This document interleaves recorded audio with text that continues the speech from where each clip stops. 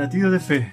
Fe que se escucha. Fe que se vive. Un latido a la vez. Bien, ya estamos terminando, ¿cierto? Esta semana, hoy día viernes 6 de marzo, la lección número 10 que titulaba, ¿cierto? Completos en Cristo.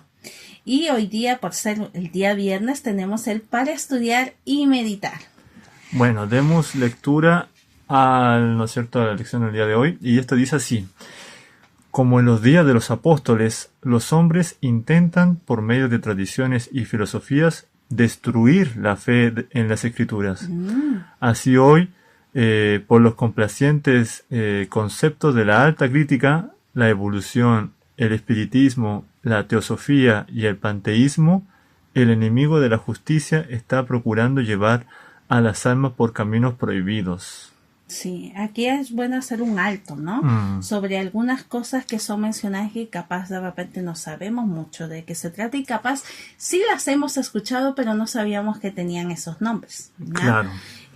Por ejemplo, si hablamos de espiritismo, creo que es un poquito más cercano porque esta es como una, entre comillas, doctrina, ¿cierto?, del mundo que basa sus creencias en las enseñanzas a través de espíritus, de comunicarse a través de mediums. Claro, con personas que ya no están físicamente acá. Exactamente, como una forma de buscar respuestas a la vida después de la muerte y todo eso, ¿ya? El otro punto sería el panteísmo. El panteísmo. Y en el panteísmo es la creencia que el universo y la naturaleza son como Dios, son equivalentes. ¿Ya? Entonces, por ejemplo, si uno pisa la tierra, es como Dios está ahí. ¿Ya? O sea, es como energía, ¿no es cierto? Exacto. No adora a un Dios personal, sino que ve la divinidad como en todas las cosas, en los árboles, en la roca, en los astros, lo ve en todos lados, ¿ya? Otro punto que decía era la teosofía, ¿ya? Y ahí es otro sistema de creencia. Este sistema es como que busca la sabiduría divina a través de la unión con lo absoluto. Pero exactamente, ¿qué quiere decir? Que lo que crees, por ejemplo, dentro de las creencias es promover la fraternidad universal, el tema de la reencarnación, el karma, en que internamente tú eres tu propio Dios, cosas así. Entonces, esto nos hace perder de vista, como bien decía hoy en día, de tener a Cristo, ¿no?, en primer lugar, y nos desvía la mente llevando a estos caminos prohibidos, ¿ya? Vamos a continuar. Para muchos la Biblia es una lámpara sin aceite, porque han dirigido sus mentes hacia canales de creencias especulativas que traen falsos conceptos y confusión. La obra de la alta crítica, al criticar, conjeturar y reconstruir, está destruyendo la fe en la Biblia como revelación divina. Está privando a la palabra de Dios del poder de guiar, levantar e inspirar las vidas humanas. Por el espiritismo, multitudes son inducidas a pensar que el deseo es la mayor ley, que la licencia es libertad, y que el hombre es responsable únicamente de sí mismo y ante sí mismo. Claro, perdemos ese punto de vista, ¿cierto? Y esto nos está a buscar por nuestra propia cuenta. Claro, soluciones. Como que esto a todos nos llama a creer que somos nuestros propios dioses. Acá continúa la cita. El seguidor de Cristo se encontrará con las palabras persuasivas contra las cuales el apóstol advirtió a los creyentes de Colosas. Se encontrará con interpretaciones espiritualistas de las Escrituras, pero no debe aceptarlas. Ha de oírsele afirmar claramente las verdades eternas de las Escrituras. Guardando sus ojos fijos en Cristo, caminará constantemente hacia adelante en la senda señalada, descartando todas las ideas que no están en armonía con su enseñanza. La verdad de Dios es el objeto de su contemplación y meditación. Considerará la Biblia como la voz de Dios que le habla directamente. Así encontrará esa sabiduría realmente verdadera, divina, ¿no?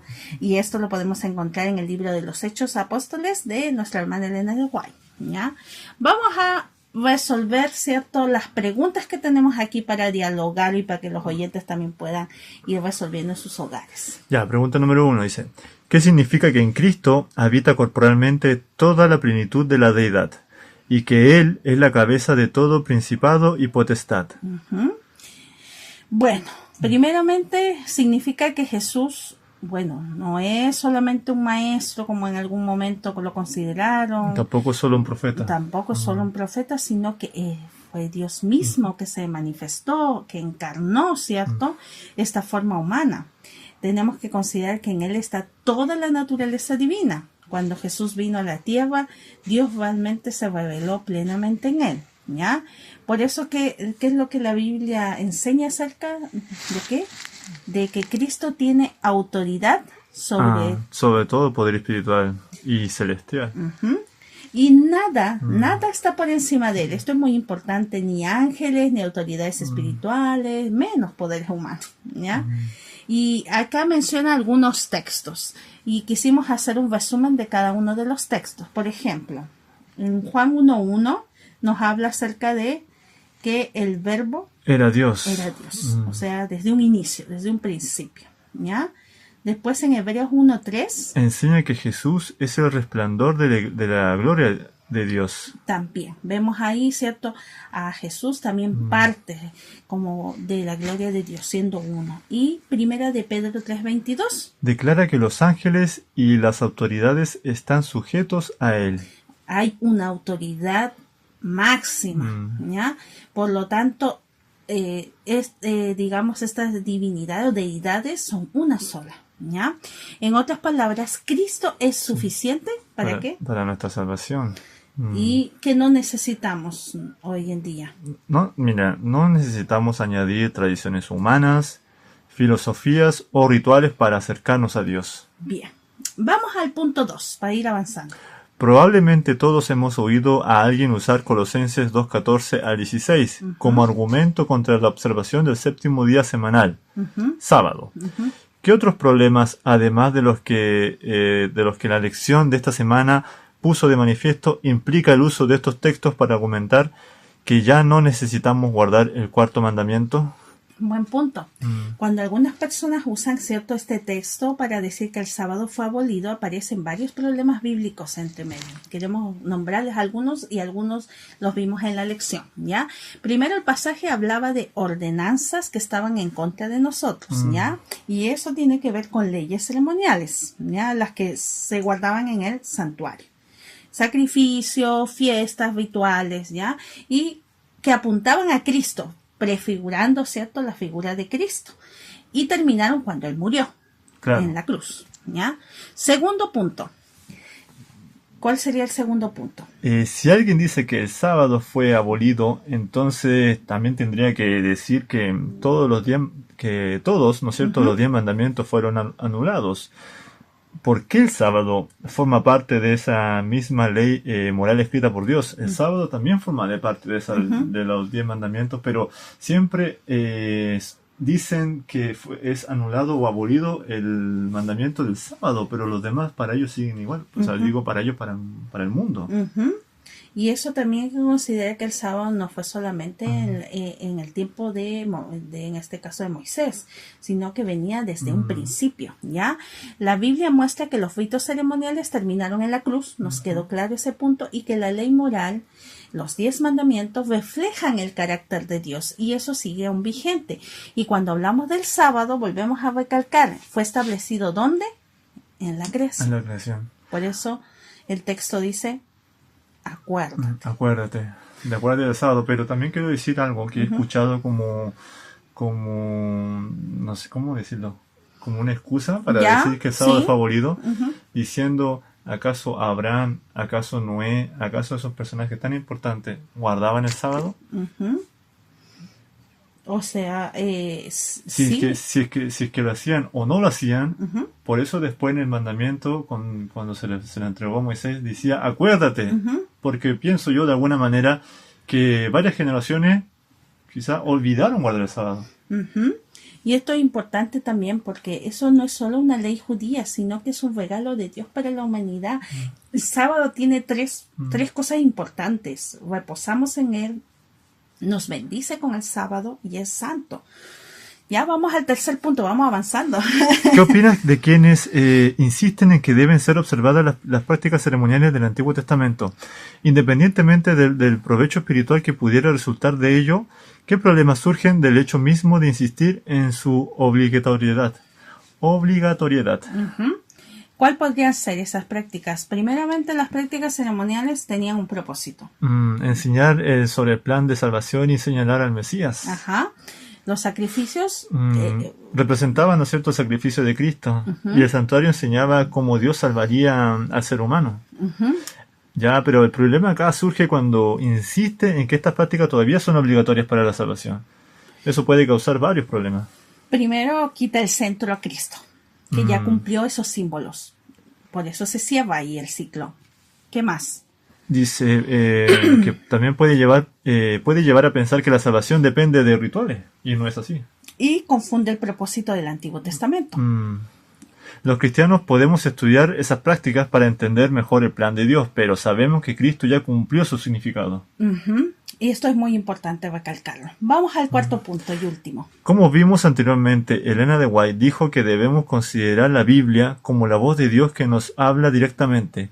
¿Por qué debemos entonces guardarnos diligentemente de cualquier persona o cosa que debilite nuestra fe en la autoridad e inspiración de todas las Escrituras, incluso de algunos textos que podrían incomodarnos?